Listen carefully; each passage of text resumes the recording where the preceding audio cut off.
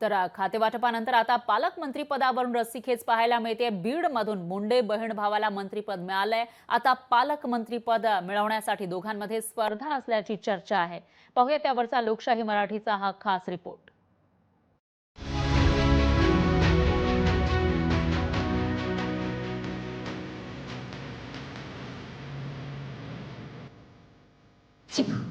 कोण होणार बीड जिल्ह्याचा पालकमंत्री? मुंडे बहीण भावात पालकमंत्री पदावरून संघर्ष। आता पालकमंत्री पदावरून झुंपण्याची शक्यता। बीड जिल्हा राजकारणाचा बालेकिल्ला मानला जातो।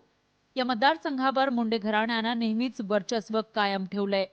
महायुतीच्या माध्यमातून मुंडे बहीण भाऊ एकत्र आले आणि दोघांनी विधानसभा निवडणुकीत बीड जिल्ह्यात मोठा विजय मिळवला।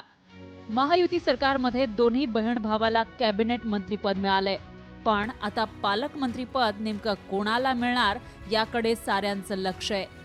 तर सर्वसामान्य लोकांमधून पंकजा मुंडेंना पसंती मिळताना दिसतीये।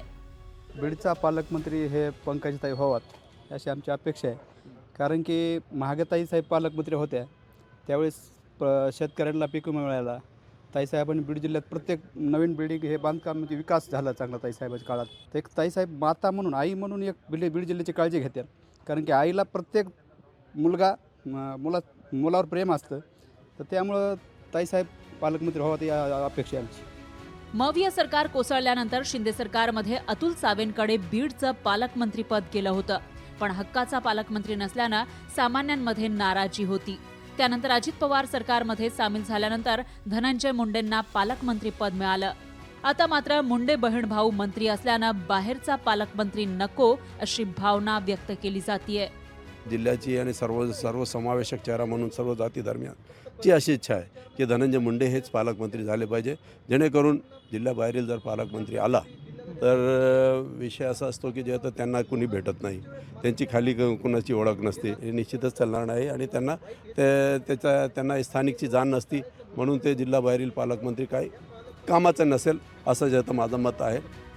सरपंच संतोष देशमुख हत्या प्रकरणात वाल्मिक कराडमुळे धनंजय मुंडेंच्या अडचणी वाढल्यात। त्यामुळे जिल्ह्यात राष्ट्रवादीचे 3 आमदार असतानाही धनंजय मुंडेंना पालकमंत्रीपद मिळण्याची शक्यता कमी आहे। अशात पंकजांना पालकमंत्रीपद मिळण्याची शक्यता वर्तवली जातीये। लोकांच्या मनातून पंकजा मुंडे यांचं नाव पुढे येते। धनंजय मुंडे यांच्या ज्या चुका झालेल्या आहेत त्या त्यांच्या अंगलट येताना दिसत आहेत। यामुळे साहजिकच यावेळेस पंकजा मुंडे यांनाच हे जे पालकमंत्रीपद आहे हे मिळेल असं वाटतंय। कारण की अधिकाऱ्यांमध्ये जी त्यांची चांगली इमेज बनली होती, यामुळे यावेळेस सुद्धा पंकजा मुंडे पालकमंत्री व्हाव्यात अशी आपण पाहतोय की सर्व जी चर्चा आहे ती होताना दिसते। यंदाच्या लोकसभा आणि विधानसभा निवडणुकीत महायुतीच्या माध्यमातून दोघे बहीण भाऊ एकत्र आले। लोकसभा निवडणुकीत बहिणीसाठी भाऊ धनंजय मुंडेंनी प्रचार केला, पण पंकजा मुंडेंचा पराभव झाला। त्यानंतर भावासाठी बहिणीनं प्रचार करत धनंजय मुंडेंना विजयी केलं।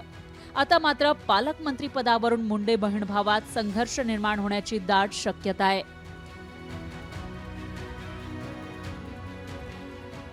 विकास माने, लोकशाही मराठी, बीड। लोकशाही मराठी ऐका, पहा, जागरूक रहा।